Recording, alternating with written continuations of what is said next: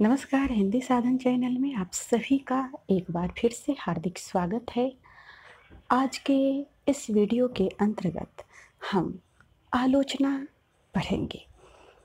इसके अंतर्गत हम पढ़ने वाले हैं वो विषय है आलोचना का स्वरूप और विकास।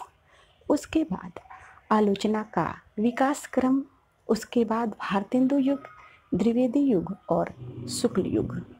तो आइए हम वीडियो को शुरू करते हैं।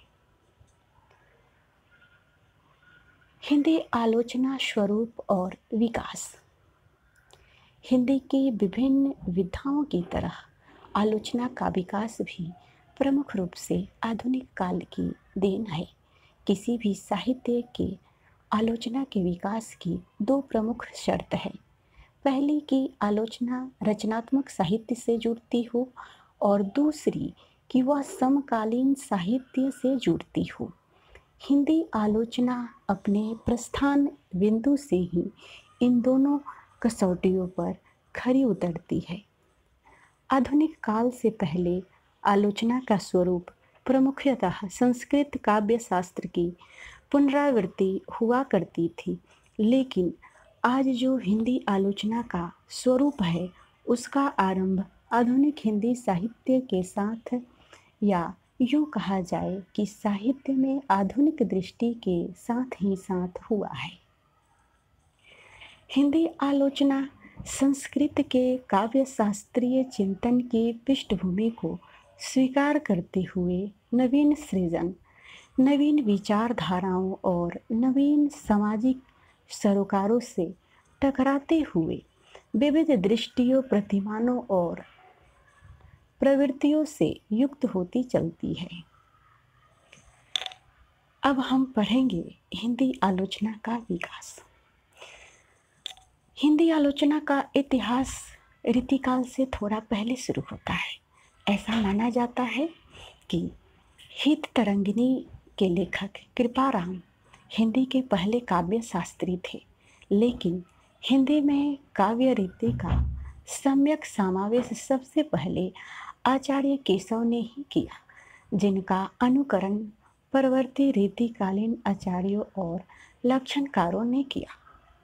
हिंदी में वार्ता ग्रंथों, भक्तमालों और उनके टीका ग्रंथों के रूप में आलोचना की जो प्राचीन परंपरा मिलती है, वह निसंदेह हिंदी आलोचना का प्रवेश द्वार है। लेकिन आचार्यत्व और कवित्व के एकीकरण के इस दौर में आलोचना लक्षण, उदाहरण और टीकाओं तक ही सीमित थी। हिंदी आलोचना के विकास को हम निम्न अवस्थाओं के अंतर्गत देख सकते हैं। आइए अब देखते हैं भारतेंदु युग में आलोचना।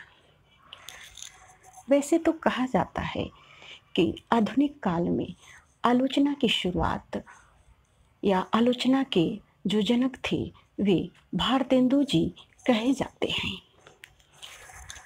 तो भारतेंदु हरिश्चंद्र हिंदी के प्रथम आलोचक माने जाते हैं, इसे हमें याद रखना है।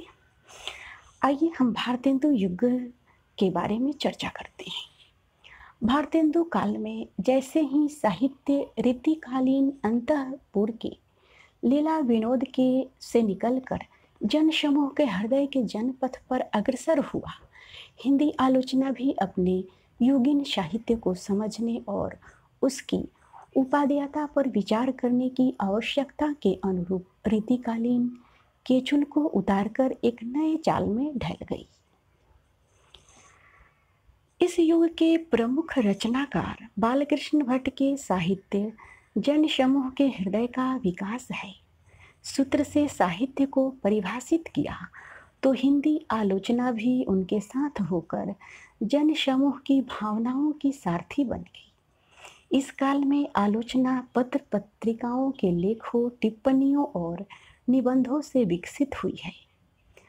हरिश्चंद्र मैगनीज, हरिश्चंद्र चंद्रिका, भारत मित्र, सार सुधा निधि, ब्राह्मण और आनंद कादम्बिनी जैसी पत्रिकाओं के लेखों में साहित्य और देश की समस्याओं पर सोचने, विचारने और समाधान निकालने की प्रक्रिया में इस युग की आलोचना दृष्टि विकसित हुई। इस युग में यदि नाटक प्रमुख साहित्यिक विधा थी, तो आलोचना का प्रारंभ भी नाटक के स्वरूप पर सैद्धांतिक विवेचन से हुआ है। भारतेंदु ने अपने नाटक विषयक लेख में नाटकों के प्रकृति, समसामयिक जनरुचि और प्राचीन नाट्य शास्त्र की प्रासंगिकता पर विचार किया। इसलिए भारतेंदु को हिंदी साहित्य का प्रथम आलोचक माना जा सकता है। भारतेंदु के कार्य को बद्री नारायण चौधरी प्रेमधन और बालकृष्ण भट्ट ने आगे बढ़ाया। इस युग में किसी संपूर्ण कृति के गुण दोषों की समीक्षा की शुरुआत प्रेमधन और बालकृष्ण भट्ट के द्वारा की गई। प्रेमधन जी ने आनंद कादम्बिनी के एक अंक में बाण भट्ट की कादम्बरी की प्रशंसात्मक आलोचना की और एक अन्य लेख में बाबू गदाधर सिंह द्वारा भंग विजेता नामक बंगला उपन्यास के हिंदी अनुवाद की आलोचना करते हुए उपन्यास के अंतरंग बहिरंग दोनों पक्षों पर विचार किया है। प्रेमधन जी ने आनंद कादम्बिनी में श्री लाला श्रीनिवास दास कृत नाटक संयोगिता स्वयंवर की समालोचना की है। संयोगिता स्वयंवर की समालोचना बालकृष्ण भट्ट ने भी सच्ची समालोचना शीर्षक से हिंदी प्रदीप में की। भट्ट जी ने ऐतिहासिक आख्यानों के साहित्यिक उपयोग, देश काल, पात्रों की स्वाभाविकता और रचना की जीवंतता के आधार पर आलोचना की। अब हम द्विवेदी युग में आलोचना पढ़ने वाले हैं। भारतेंदु के बाद हिंदी आलोचना ही नहीं, संपूर्ण हिंदी साहित्य पर आचार्य महावीर प्रसाद द्विवेदी का सबसे अधिक प्रभाव रहा।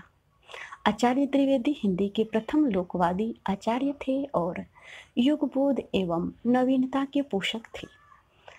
भारतेंदु से प्रवर्तित हुई हिंदी आलोचना में वैज्ञानिकता की परंपरा को आचार्य महावीर प्रसाद द्विवेदी और बाबू श्याम सुंदर दास ने नवीन ज्ञान विज्ञान के आलोक में विकसित किया। आचार्य द्विवेदी ने जहां सरस्वती पत्रिका के संपादन के द्वारा आलोचना की भाषा का रूप सुस्थिर किया, वहीं बाबू श्याम सुंदर दास ने आलोचना के आवश्यक उपादान एकत्र किए, जिन्हें व्यवस्थित और संयोजित किया। द्विवेदी युग में सैद्धांतिक और परिचयात्मक आलोचना के साथ साथ तुलनात्मक मूल्यांकन परक अन्वेषण और व्याख्यात्मक आलोचना की भी शुरुआत हुई।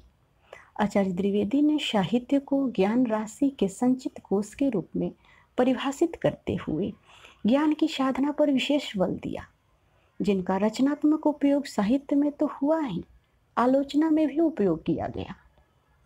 द्विवेदी युग के कवि और कविता तथा कवि कर्तव्य निबंधों में उनकी काव्य विषयक धारणाएं दृष्टिगत होती है। वे यथार्थ को काव्य के लिए आवश्यक मानते हैं।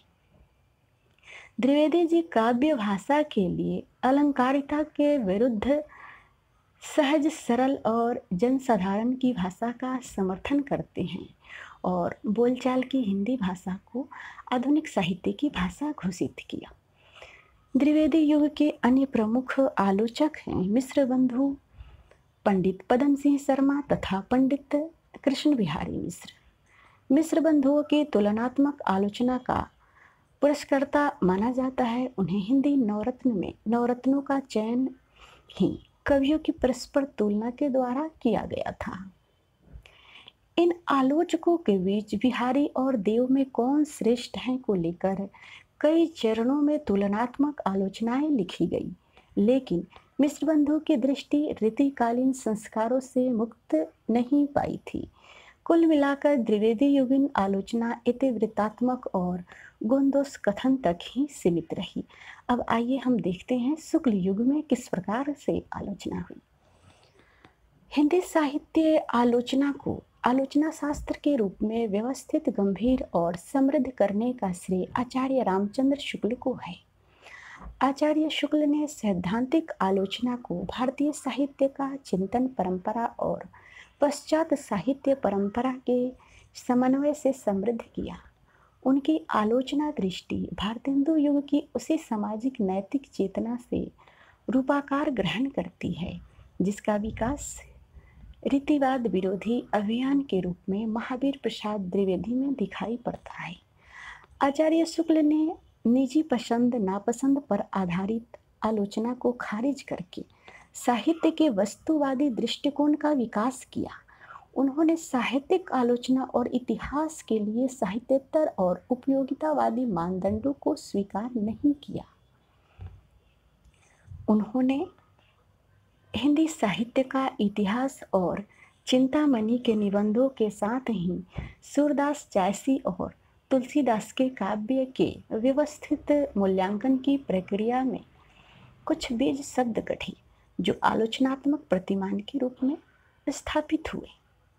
कवि के अंतर्वृत्ति का सूक्ष्म व्यच्छेद, हृदय की मुक्तावस्था, आनंद की साधना अवस्था, आनंद की सिद्धावस्था, लोक सामान्य, साधारणीकरण, लोकमंगल आदि प्रतिमानों की स्थापना साहित्यिक समीक्षाओं के आधार पर करते हैं। इसीलिए उनकी सैद्धांतिक और व्यवहारिक आलोचना में संगति है।